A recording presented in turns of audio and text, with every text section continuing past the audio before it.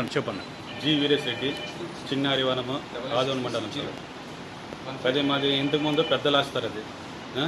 ఆయన ఇంతకుముందు దొంగతనంగా ఒక 20 సెంట్లు ఎక్కించుకున్నారు సార్ ఆయన. ఏడ్చుకొని ఆయన కోర్టుకు పోయి ఆయన స్టేషన్కి పోయినారు సార్. పోయినా కూడా మేము ఎంఆర్ఓని అడిగితే వాళ్ళు సంతకం పెడతారు. ఏం సార్ వాళ్ళు సంతకం పెడతారంటే పెట్టుకోకుండా దానికే మీకు ఎక్కలేదన్నారు సార్.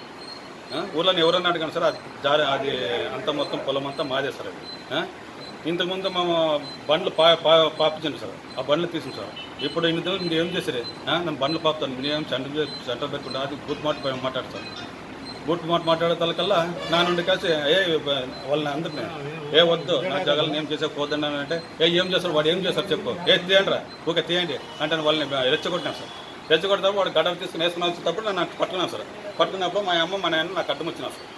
వాళ్ళని అడ్డం వచ్చినప్పుడు ఏం సార్ నేను కిందకి పోయినాను సార్. నా వంతుల చైన్ తీసుకున్నారు సార్ వాళ్ళే, శివశంకర్ రెడ్డి అనే కూడా చేతిలో పట్టుకున్నారు సార్. ఏం సార్ అయినాక మా అమ్మ మా నాయన వాళ్ళ పెండ్లంతానే బిడ్డతోనే మెత్త కొట్టించింది సార్. కొట్టించినాడు.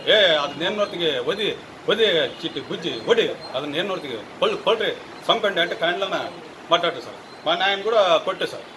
కొట్టి ఆయన వద్దులే వెళ్తున్నా ఇంతమంది ఉండరు కదా మనతో వెళ్ళాలి అని చెప్పి అదంతా వచ్చి ఇక్కడ స్టేషన్కి రిపోర్ట్ ఇచ్చేకొస్తాం.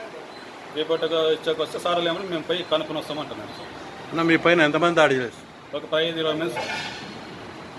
ఏ వర్గీయులు అంతా సార్? ఎస్సీ వర్గీయులు, బీసీ వర్గీయులు, ఓసీ వర్గీయులు సార్. అంతా రెడ్డోలే సార్ ఎక్కువ.